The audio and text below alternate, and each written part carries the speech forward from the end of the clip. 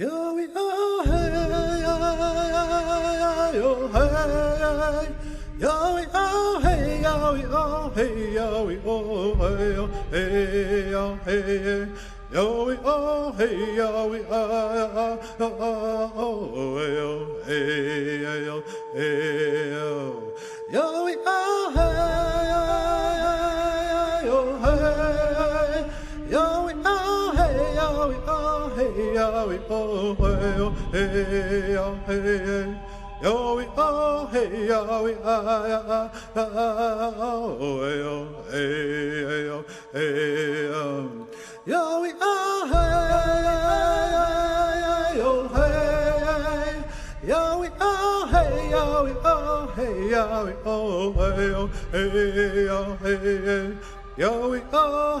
yo we yo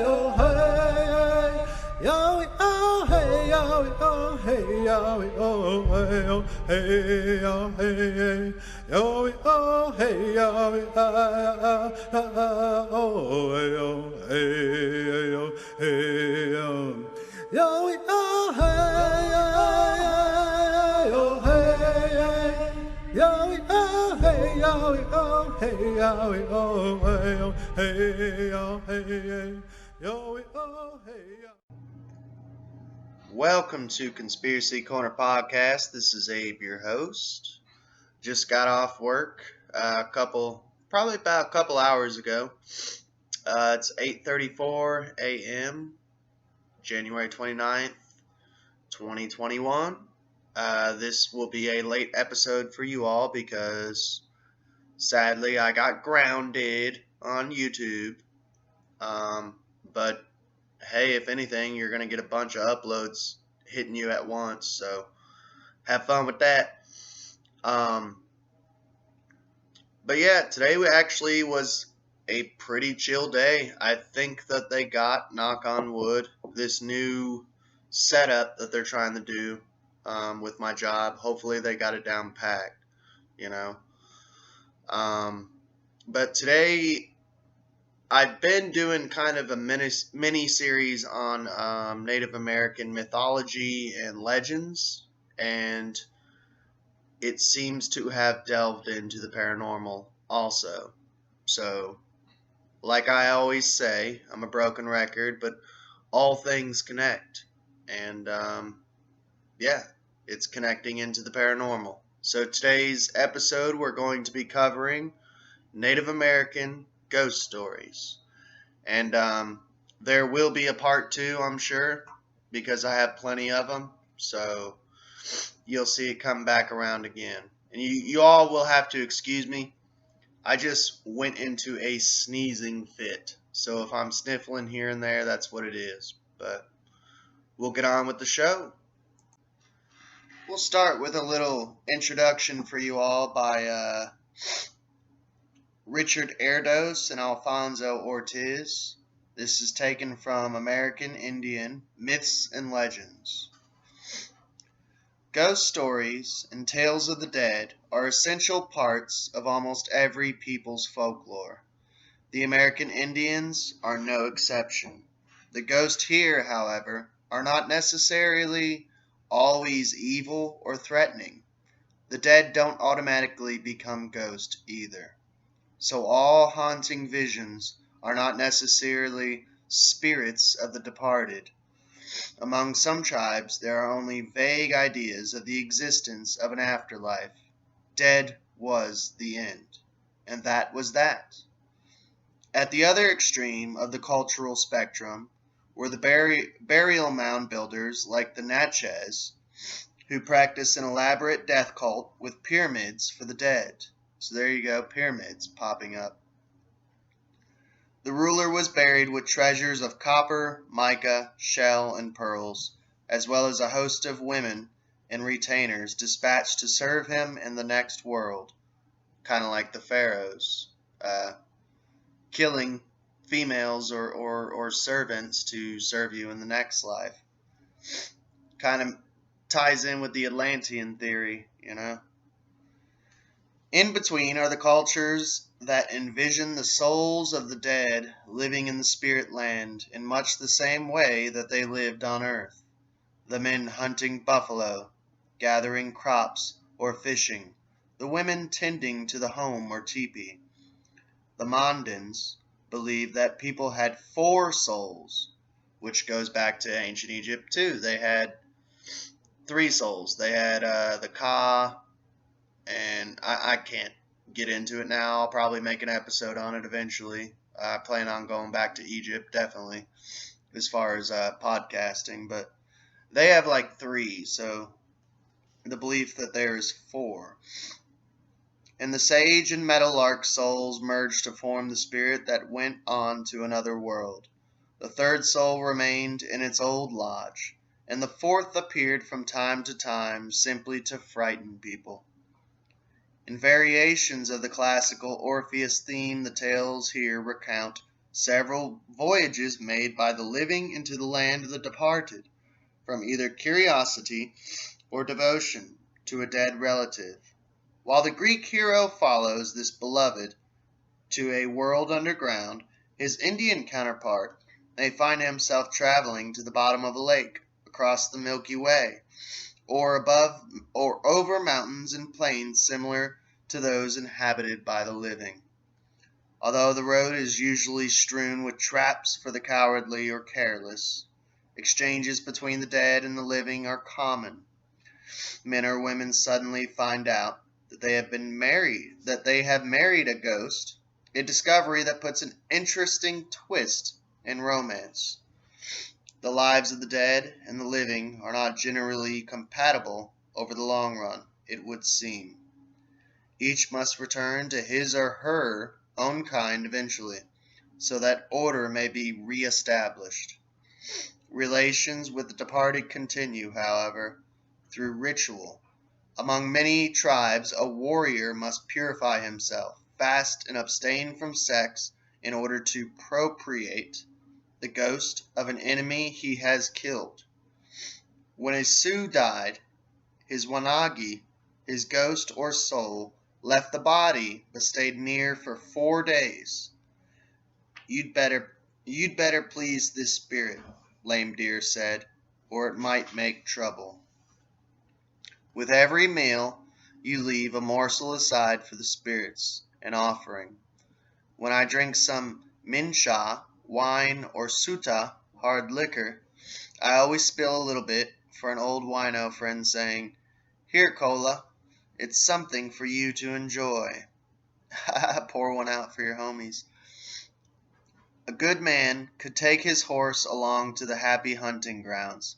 That's what a great chief's or fighter's best horse was sometimes killed after his death, and the horse's head and tail were tied to the funeral scaffold, where we didn't believe in burying people in the earth. No, the body of our dead were put on scaffolds or in trees where the birds, the wind, and the rain could take care of them. The soul went on to the spirit land through the sky, and on the trail sat Owl Woman, Hihan Kaha, who would not let them pass unless they had the right signs on their foreheads or chins or wrist. When a child died, sometimes the father could not stand parting from it. Then he took some hair from the body and put it into a bundle, which he placed in a special teepee. There he kept the child's soul. Soul keeping was hard. It might go on for a year, and during this time the father could not touch his wife, his gun, his weapons. He could not go out and hunt. At the end, the soul was released with a great giveaway feast. Among the Navajo and some other southwestern tribes, the dwelling in which a person had died was abandoned or destroyed, and his corpse, the token of lifelessness, greatly feared. People not related to the departed would offer to bury or cover the body as a gesture of goodwill. They believed that ghosts only come out after dark, and their appearance often betokens the imminent death of a close relative. In some tribes, the name of the dead person was never mentioned again, kind of like Voldemort. Some ghosts are harmlessly funny, prompting or getting caught in a string of comic episodes among the living. They have also been known to play tricks on people, making a man's mouth crooked or bringing illness. Parents invoke them as boogeyman to scare their children, hence the origin of urban legends. If you don't behave, Sioko will take you away, a Sioux mother might threaten. Other ghosts may bless a person in his dreams or warn of approaching dangers. A whistling sound behind a teepee usually announces the arrival of a ghostly messenger. Ghosts are generally dark and indistinct in shape. They nourish themselves only on the smell, not the substance of the food. However, they have also been known to appear in the guise of coyotes, mice, and sparks of flame. The Crow believe that certain ghosts haunt graves, hoot like owls, and manifest themselves as whirlwinds. Among the Tia Pueblos, the newly dead soul wanders about in the world of the living in the company of his ancestors for 4 days.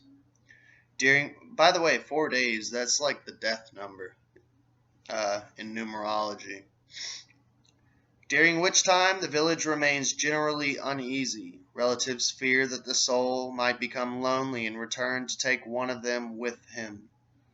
The house itself might not be left unoccupied at any time during these 4 days, in order to keep the soul from reoccupying it. The soul is eventually released when the head elders utter a short prayer and reveals the purpose of the symbolic acts the relatives have performed. Now this is that prayer. We have muddied the water for you, the smoke. We have cast shadows between us, the charcoal. We have made deep gullies between us, the lines. Do not, therefore, reach for even a hair on our heads. Rather, help us attain that which we are always seeking, long life, that our children may grow, abundant game, the raising of crops, and in all works of man, ask for these things for all, and do no more. And now you must go, you are now free.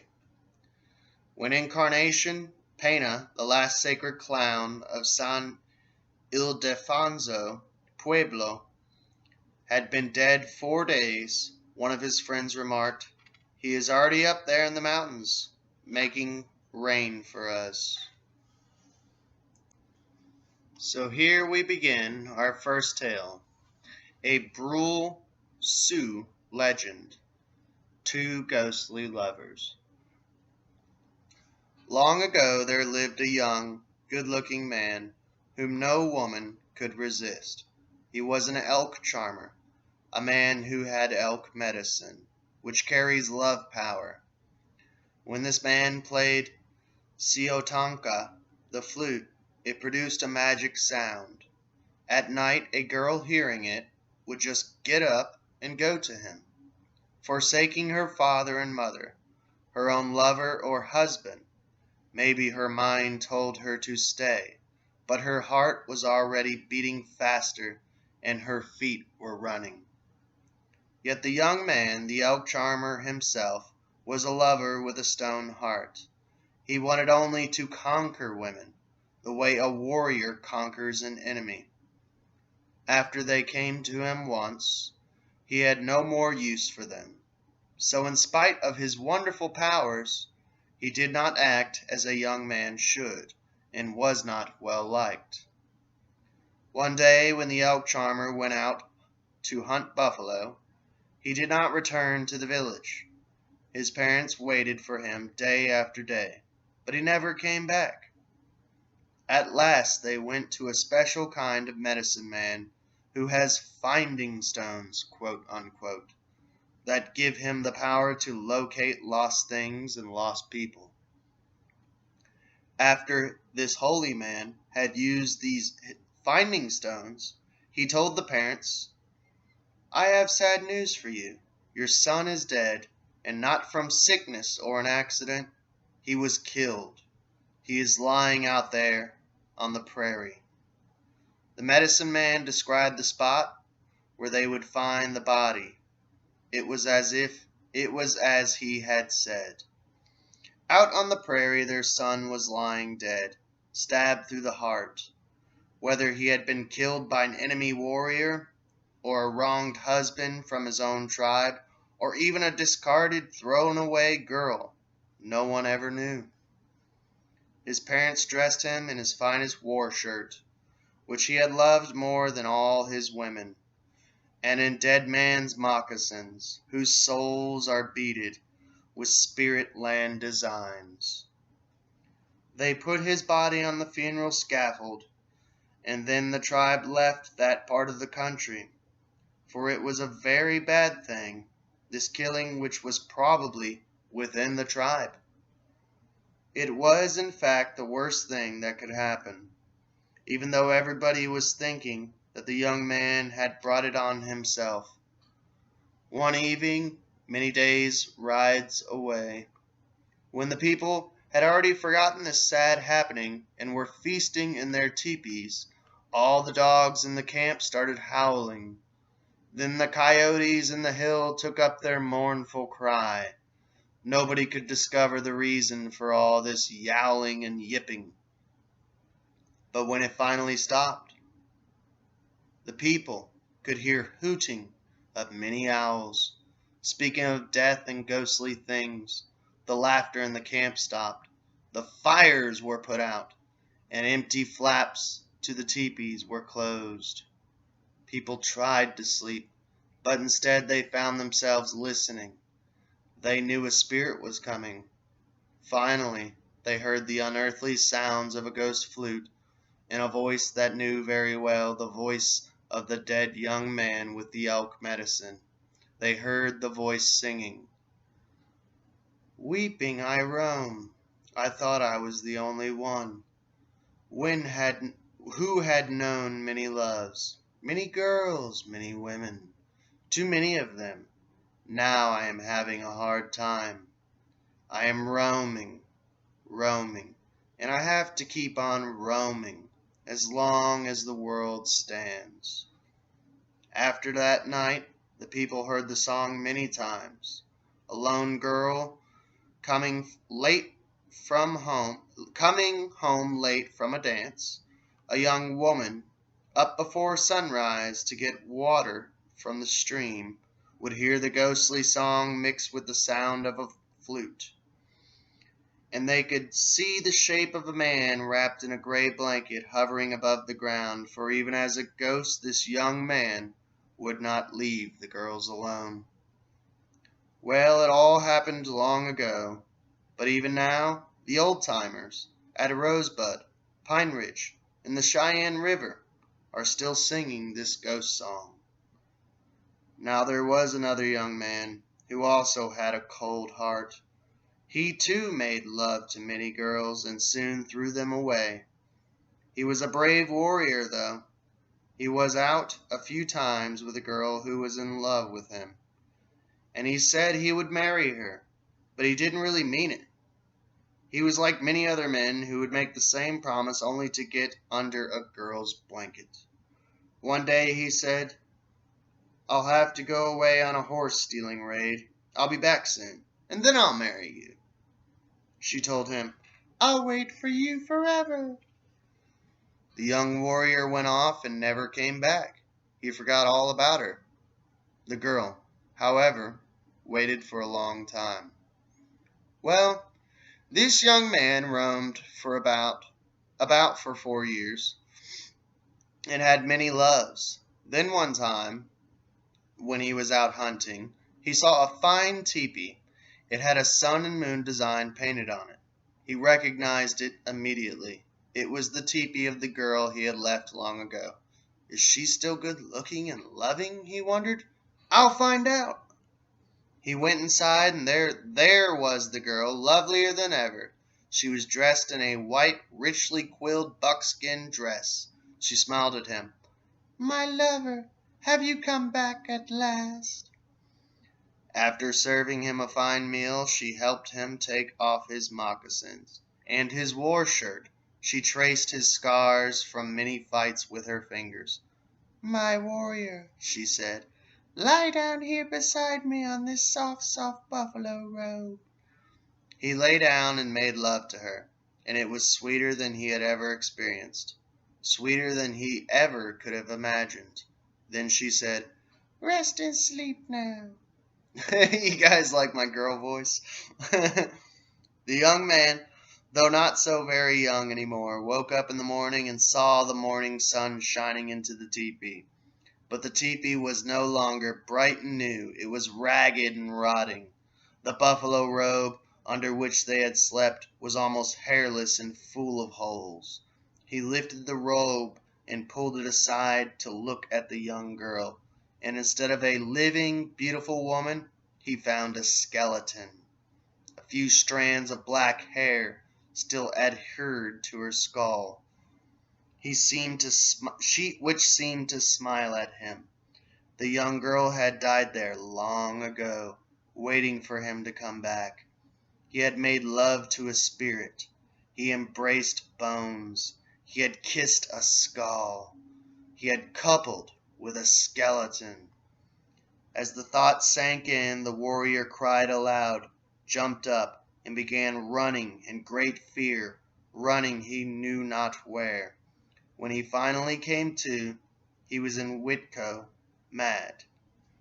He spoke in strange sounds, his eyes wandered, his thoughts went astray. He was never right in his mind again. Now that last story was originally told by Lame Deer at Winter Rosebud Indian Reservation, South Dakota in 1970. Recorded by Richard Eardos. Now this next tale is another Brule Sioux tribe story. The Man Who Was Afraid of Nothing is what it's called. Now there were 4 ghosts sitting together, talking, smoking ghost smoke, having a good time, as far as it's possible for ghosts to have a good time. One of them said, "I've heard of a young man nothing can scare. He's not afraid of us, so they say." The second ghost said, "I bet I could scare him." The third ghost said, "We must try to make him shiver and run and hide." The fourth ghost said, "Let's bet. Let's make a wager. Whoever can scare him the most wins." And they agreed to bet their ghost horses. So this young man, who was never afraid, came walking along one night. The moon was shining. Suddenly in his path, the first ghost materialized, taking the form of a skeleton. "How, friend?" said the ghost, clicking his teeth together, making a sound like a water drum. "How, cousin?" said the young man. "You're in my way. Get off the road and let me pass." "Not until you have played the hoop and stick game. If you lose, I'll make you a skeleton like me." The young man laughed. He bent the skeleton into a big hoop, tying it with some grass. He took one of the skeleton's leg bones for his game stick, and rolled the skeleton along, soaring again and again with the leg bone. "Well, I guess I won this game," said the young man.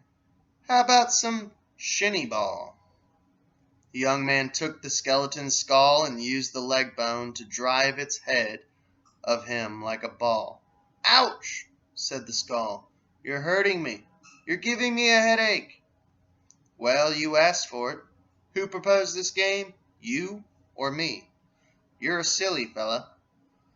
The young man kicked the skull aside and walked on. Further on he met the second ghost, also in the form of a skeleton, who jumped at him and grabbed him with bony hands.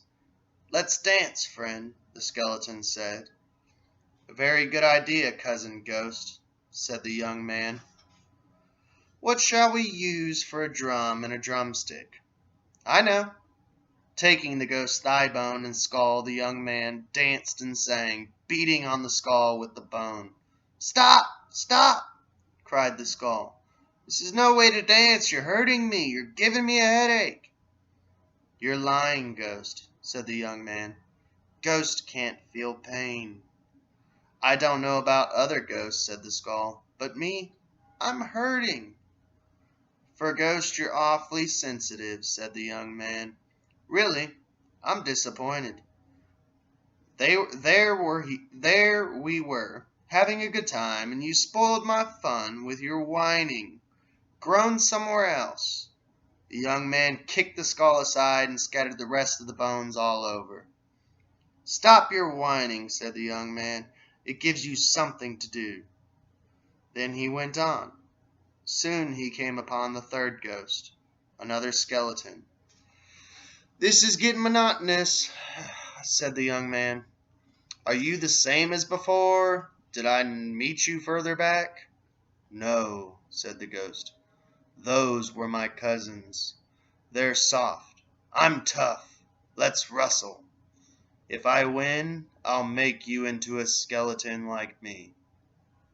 "My friend," said the young man, "I don't feel like wrestling with you. I feel like sledding. There's enough snow on the hill for that. I should have buffalo ribs for it, but your rib cage will do." The young man took the ghost rib cage and used it as a sled. "This is fun," he said, whizzing down the hill. "Stop, stop," cried the ghost skull. "You're breaking my ribs." The young man said, "Friend, you look funny without a rib cage. You've grown short. Here!" And he threw the ribs into a stream. "Look what you've done. What can I do without my ribs? I need them." "Jump in the water and dive in for them," said the young man. "You look as if you need a bath. It'll do you good, and your woman will appreciate it." "What do you mean? I am a woman," said the ghost, insulted. "With skeletons, I can't tell, you pretty thing," he said, and walked on. Then he came upon the chief ghost, a skeleton riding a skeleton horse. "I've come to kill you," said the skeleton. The young man made faces at the ghost. He rolled his eyes, he showed his teeth, he gnashed them, he made weird noises. "I'm a ghost myself, a much more terrible ghost than you are," he said. The skeleton got scared and tried to turn his horse, but the young man seized the bridle. "A horse is what I want," he said. "I've walked enough. Get off." He yanked the skeleton from its mount and broke it into pieces. The skeleton was whimpering, but the young man mounted the skeleton horse and rode it into camp. Day was just breaking, and some women who were up early to get water saw him and screamed loudly. They ran away while the whole village was awakened by their shrieking. The people looked out from their teepees and became frightened when they saw him on the ghost horse. As soon as the sun appeared, however, the skeleton vanished. The young man laughed. The story of his ride on the skeleton horse was told all through the camp. Later he joined a group of men and started to brag about putting the 4 skeleton ghosts to flight. People shook their heads, saying, "This young man is really brave. Nothing frightens him. He is the bravest man who ever lived." Just then a tiny spider was crawling up the young man's sleeve. When someone called his attention to it, he cried, "Eek! Get this bug off me! People, someone take it off! I can't stand spiders! Eek!" He shivered, he writhed, he carried on. A little girl laughed and took the spider off of him. Now this was told by Lame Deer and recorded by Richard Eardos once again. But that concludes part 1 of Native American Ghost Stories, and I will continue this series because I have plenty for you. Yo, yo, hey, yo, hey, yo, yo, hey, yo, yo, hey, yo, yo, hey, yo, hey, yo, hey, yo we oh hey yo we oh hey yo hey yo we oh hey yo hey yo we oh hey yo we oh hey yo we oh hey yo hey yo we oh hey yo we yo we oh hey yo hey yo we oh hey yo we oh hey yo we oh hey yo hey yo we oh hey yo we yo we oh hey yo hey yo we oh hey yo we oh hey yo we oh hey yo hey yo we oh hey yo we